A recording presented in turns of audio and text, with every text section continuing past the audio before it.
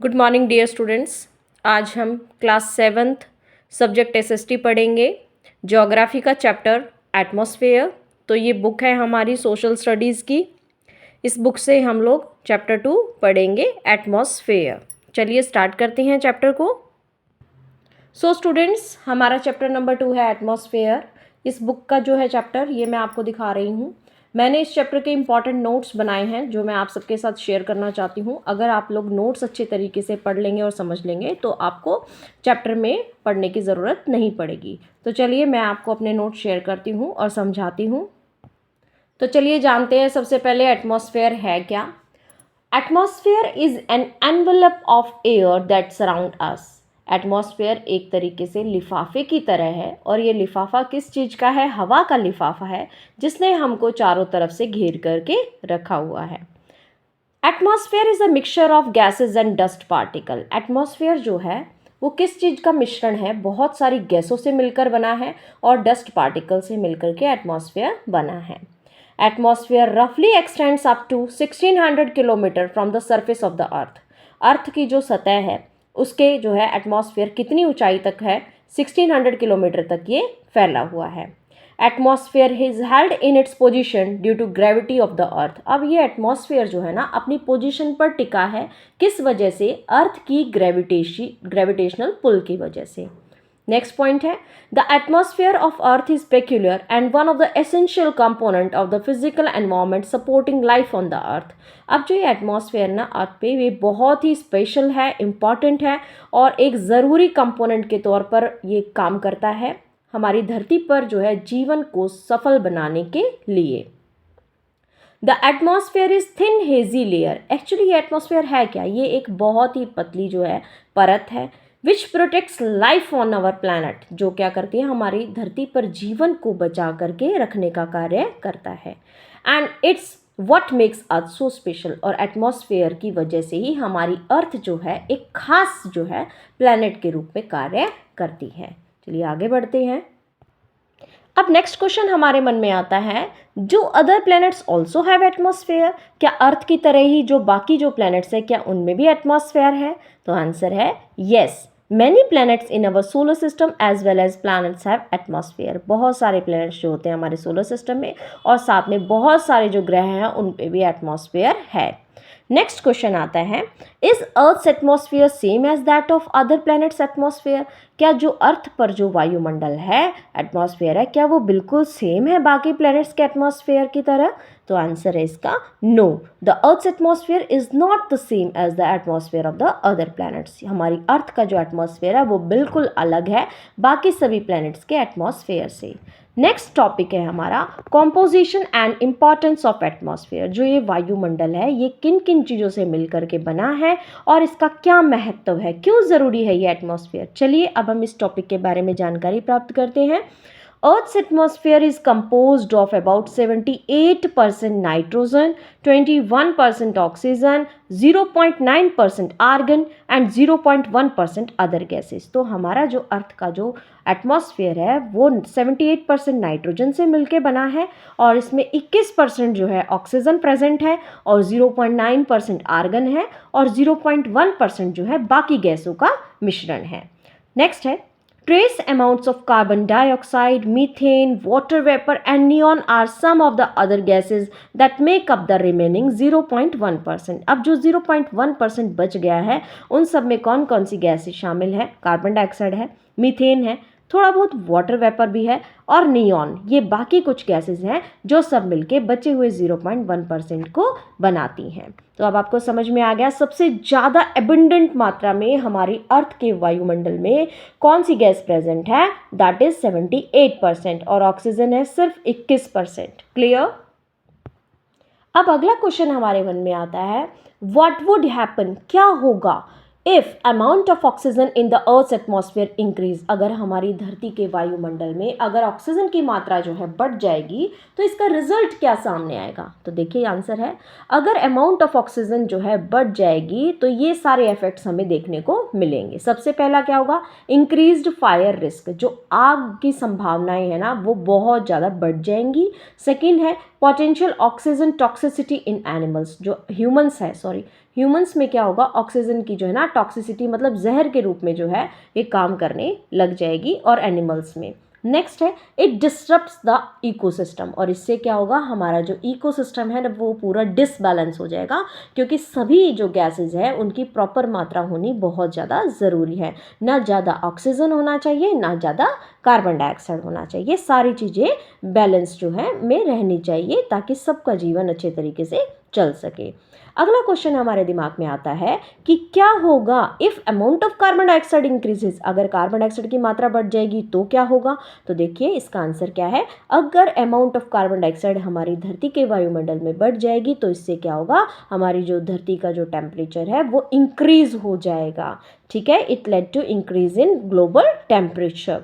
Next question है how do plants regulate the amount of carbon dioxide, जो plants है वो कार्बन डाइऑक्साइड का जो बैलेंस है वो कैसे मेंटेन करके रख पाते हैं। तो आंसर देखिए, plants regulate carbon dioxide level through photosynthesis and respiration and the opening and closing of stomata.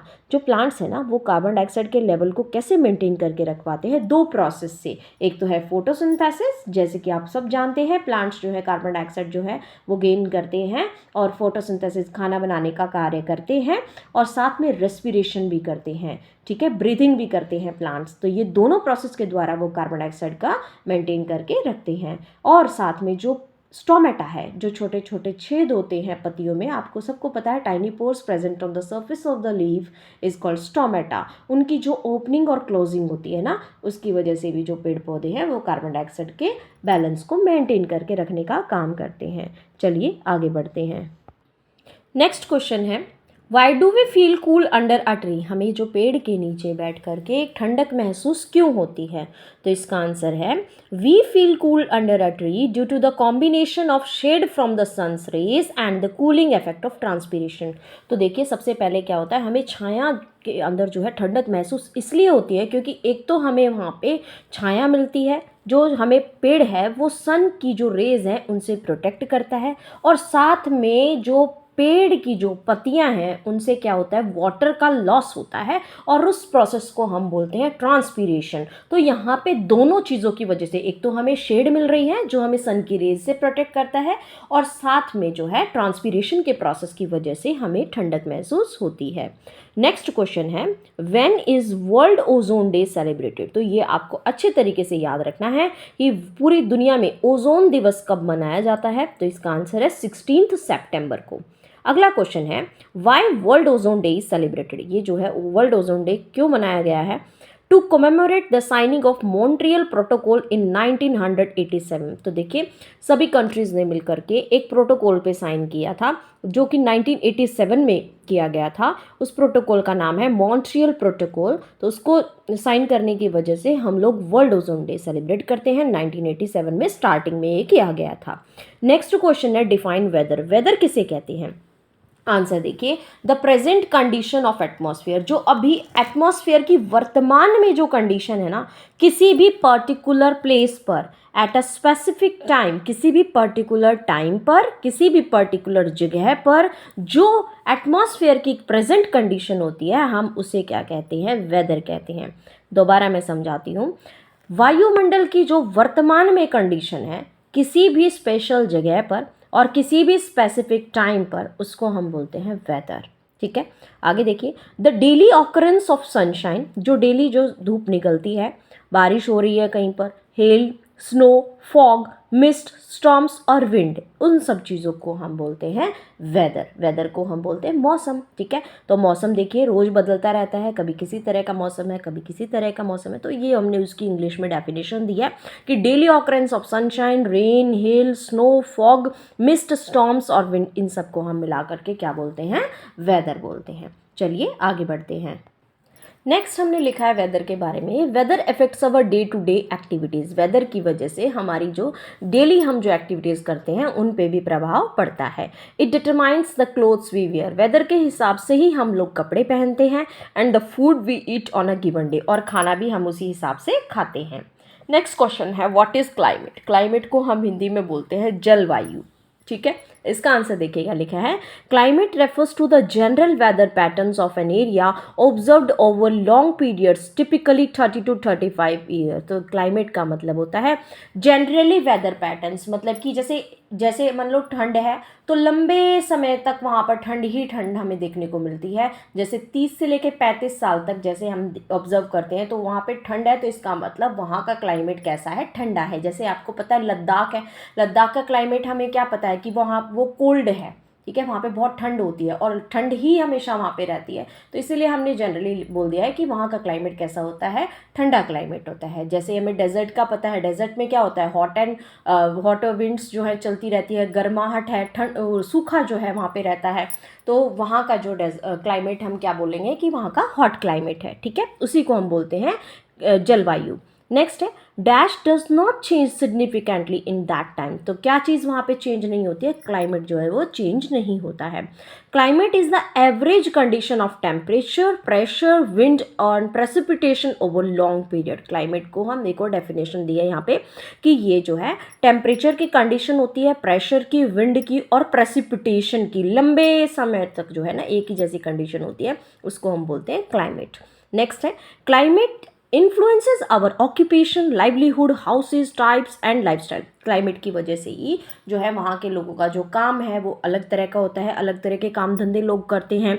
Livelihood जो जीवन शैली का जो तरीका है वो सबका अलग होता है, घर जो बनाते हैं उनका जो घर बनाने का जो टाइप होता है वो भी अलग होता है, एंड लाइफस्टाइल भी वहाँ के लोगों का अलग होता है। जैसा कि हमें पता है जैसे लद्दाख में क्या है, जो घर होते हैं ना उनकी जो छतें बनाई जाती है वो फ्लैट रूफ्स बनाई जाती है। क्या करते हैं वो, उसमें टिम्बर को और जो है ना ग्रेन्स को स्टोर करने का काम करते हैं। और सर्दियों में क्या होता है, वहाँ पर बहुत ज़्यादा ठंड पड़ती है, स्नोफॉल होता है, तो वहाँ के लोग जो है ना खेती बाड़ी का काम उस टाइम पे नहीं करते हैं, अपने घरों में रह करके विविंग का काम करते हैं। तो देखिए क्लाइमेट की वजह से इफेक्ट हुआ ना, वहाँ पे ऑक्यूपेशन अलग तरह का होता है। जो स्लोप्स वाली जगह होती है, ढलान वाली जगह होती है, वहाँ पे लोग जो है ना जानवरों को पालते हैं, जैसे भेड़ पालते हैं, याक पालते हैं, जो उनके काम आते हैं। याक के मिल्क को यूज़ करते हैं बटर और चीज़ बनाने के लिए। और मतलब कि जैसे हमारे यहाँ पे गाय भैंसों को हम रख सकते हैं, वहाँ पर जो है एनिमल्स भी अलग तरह के रियर किए जाते हैं और उनका काम भी उसी तरह से डिफरेंट हो जाता है। क्लियर? अब समझ में आ गया आपको क्लाइमेट की वजह से कैसे लोगों की जीवन शैली पे इफेक्ट पड़ता है। आगे देखिए, द क्रॉप्स वी ग्रो, जो फसल हम उगाते हैं, द क्लोथ्स वी वियर, जो कपड़े हम पहनते हैं, और हमारे जो फेस्टिवल्स और कल्चर होते हैं वो भी क्लाइमेट की वजह से इफेक्ट होते हैं। ठीक है, वहाँ पे अलग तरह की फसल उगाई जाती है, कपड़े अलग तरह के पहने जाते हैं, तो क्लाइमेट के हिसाब से सारी चीज़ें यहाँ पे होती हैं। क्लियर?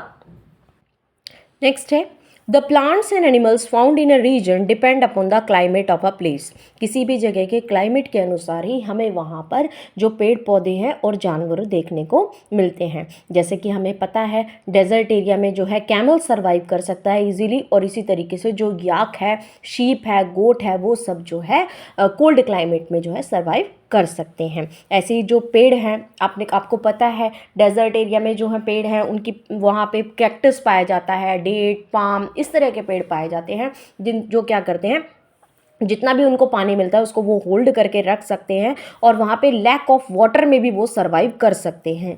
और उनकी जो पत्तियों की बजाय वहाँ पे वो पत्तियाँ किस में कन्वर्ट हो जाती है, थॉर्न्स, कांटों के रूप में कन्वर्ट हो जाती है, ताकि उनके जो बॉडी का जो सरफेस है, प्लांट की बॉडी का सरफेस, उससे कम पानी का वो लॉस कर सके, क्योंकि पहले ही पानी कम होता है और अगर पानी का लॉस ज़्यादा हो जाएगा तो फिर तो वो सर्वाइव ही नहीं कर पाएंगे।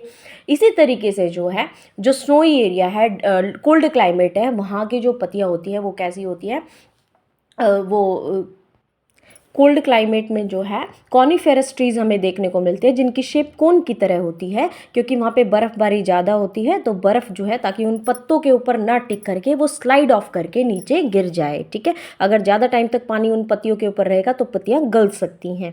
ठीक है, तो आगे देखिए लिखा है एग्जाम्पल में, coniferous plants are found in snowy regions to prevent the accumulation of snow on them. जो अभी मैंने बताया वही यहाँ पे इंग्लिश में लिखा हुआ है। आगे देखिए, dash and dash influence our working capacity, जो हमारी काम करने की क्षमता है उस पर भी दो चीज़ों का प्रभाव बहुत ज़्यादा पड़ता है। एक तो है वेदर और क्लाइमेट। ठीक है, ये दोनों चीज़ें हमारी काम करने की क्षमता को भी प्रभावित करती हैं। ठीक है, आपको इतना सारा चैप्टर जो है समझ में आया होगा। आगे बढ़ते हैं, नेक्स्ट टॉपिक है composition of clean dry air. जो साफ़ जो हवा है उसकी जो बनावट है वो किन किन चीज़ों से मिल करके बनी है। तो ये देखिए, मेन जो गैसेस जो है ना एटमॉस्फेयर को जो मिल करके बनाती हैं उनके नाम हमने यहाँ पे लिखे हैं।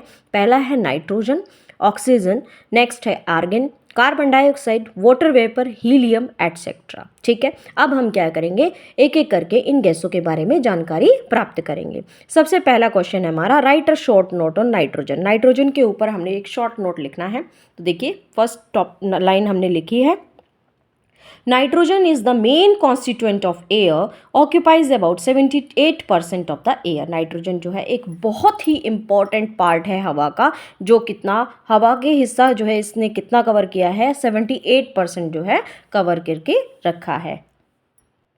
सेकेंड पॉइंट लिखा है, it dilutes the amount of oxygen preventing rapid combustion that occurs if the atmosphere had more oxygen. देखिए, अगर हमारे वायुमंडल में ऑक्सीजन की मात्रा बढ़ जाती है तो ये नाइट्रोजन जो है एकदम से जो अगर आग लगने की संभावनाएं बढ़ जाती है उनको ये रोकने का काम करता है।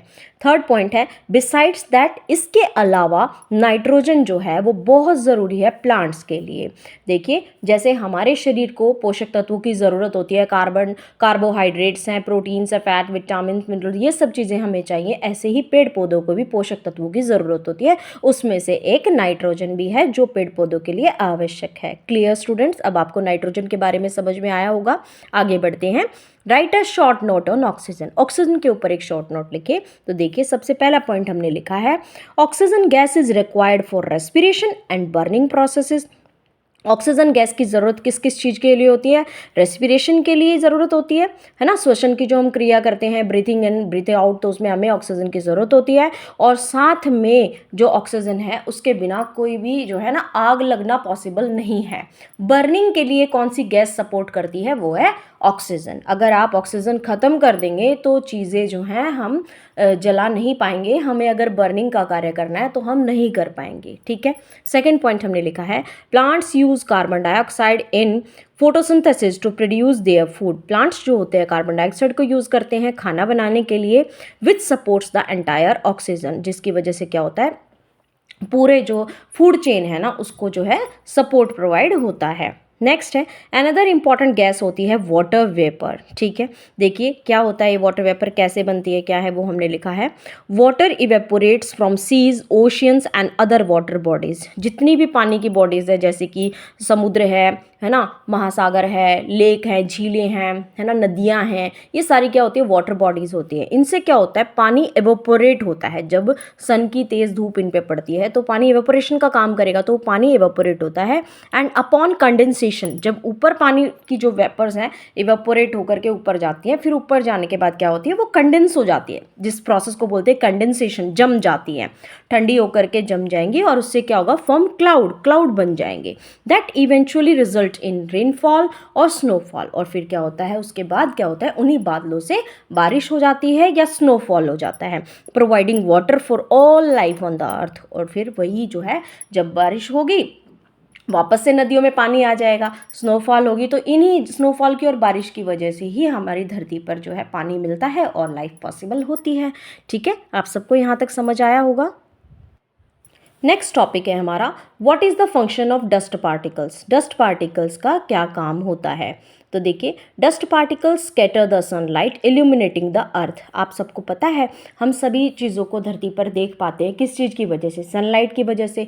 ठीक है, सूरज की जब रोशनी पड़ती है उसकी वजह से हम इस सुंदर संसार को अपनी आंखों से देख पाते हैं। लेकिन ये सारी चीज़ें पॉसिबल किस चीज़ की वजह से होती है, डस्ट पार्टिकल की वजह से होती है। क्योंकि देखिए, डस्ट पार्टिकल्स हर जगह पे मौजूद होते हैं और जब सन की जो लाइट इनके ऊपर पड़ती है तो उन पार्टिकल के ऊपर टकराने के बाद क्या होता है, वो लाइट जो होती है स्कैटर हो जाती है, मतलब कि फैल जाती है।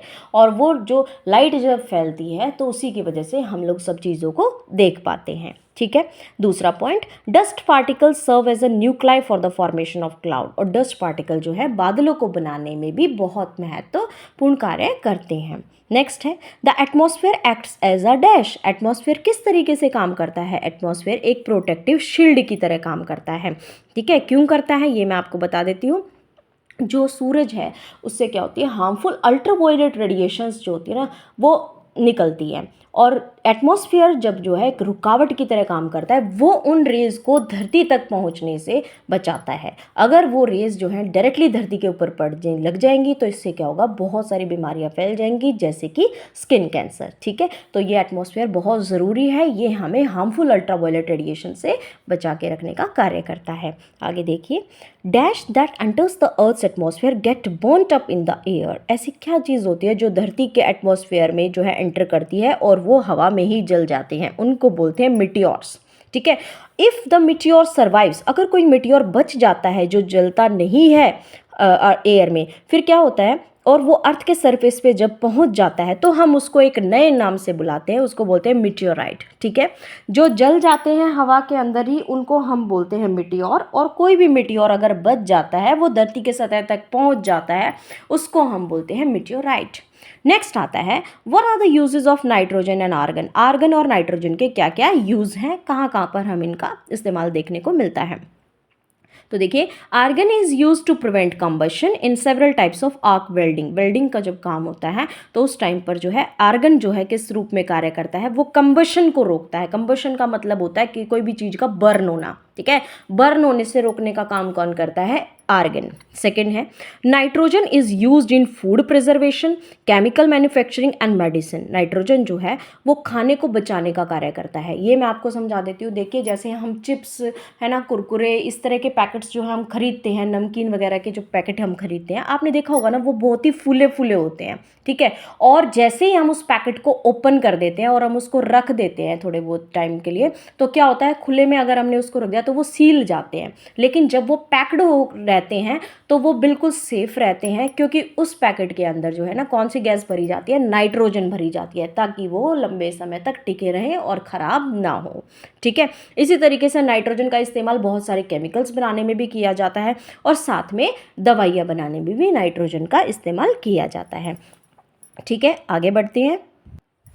नेक्स्ट टॉपिक है, व्हाट आर शूटिंग स्टार्स। तो शूटिंग स्टार्स हम किसे कहते हैं, तो देखिए answer, a small piece of rock in space that travels very fast and burns with a bright light as it enters the earth atmosphere. देखो, चट्टान का कोई एक छोटा सा टुकड़ा जो स्पेस में घूम रहा है, और वो बहुत ही तेज़ी से आगे बढ़ता हुआ आता है, और वो जब धरती की सतह पर पहुंचता है तो एक ब्राइट लाइट के साथ जो है वो जल जाता है। ठीक है, जब वो जलेगा, अर्थ के एटमॉस्फेयर में आने के बाद उससे एक चमकती हुई लाइट निकलती है, उसी को हम क्या नाम देते हैं, शूटिंग स्टार्स के नाम से हम जानते हैं। नेक्स्ट क्वेश्चन है, why meteor burns when it enters of the earth atmosphere. तो ये कहता है मिटियोर जो है ना वो जल क्यों जाते हैं जब वो धरती की सतह पर पहुंचते हैं, तो इसका आंसर है ड्यू टू इंटेंस फ्रिक्शन। आपको पता है मिटियोर बहुत हाई स्पीड से आते हैं, और जब धरती तो क्या करती है, अपनी जगह पर घूमती रहती है, तो ये दो सरफेस हो गए ना, एक तो अर्थ का सरफेस हो गया और एक मिटियोर की जो बॉडी है, जो मिटियोर का शरीर है, उसका सरफेस हो गया। तो जब दोनों चीज़ें आपस में रगड़ खाएंगी, टकराएंगी, तो वहाँ पर फ्रिक्शनल फोर्स प्रोड्यूस होगा। इस फ्रिक्शनल फोर्स की वजह से ही जो मिटियोर है वो जल जाता है। क्लियर, आगे देखिए, an asteroid name Chicxulub, known as Chicxulub impactor, hit the Earth about 68 million years ago near Mexico। तो एक एस्टेरॉयड का नाम यहाँ पे रख दिया गया है चिक्सुलब। ये जो है 68 मिलियन ईयर्स पहले जो है ना मैक्सिको के पास में धरती पे टकराया था। An important gas called ozone, एक बहुत ही ज़रूरी गैस है जिसका नाम है ozone, protect us from UV rays of the sun, जो हमें बचाती है ultraviolet rays of the sun से, which could cause excessive warming of the earth, जिसकी वजह से क्या हो सकता है, हमारी धरती बहुत गर्म हो सकती है, और साथ में स्किन कैंसर धरती पर फैल सकता है। ठीक है स्टूडेंट्स, तो ये हमने एटमॉस्फेयर का चैप्टर किया है, पार्ट 1 है ये वीडियो का। आप सेकंड पार्ट के लिए नेक्स्ट वीडियो वॉच कीजिए, क्योंकि अभी चैप्टर काफ़ी बड़ा है, समझ में आपको आ गया होगा, I hope so. Student, thank you for giving time to this video. Have a nice day.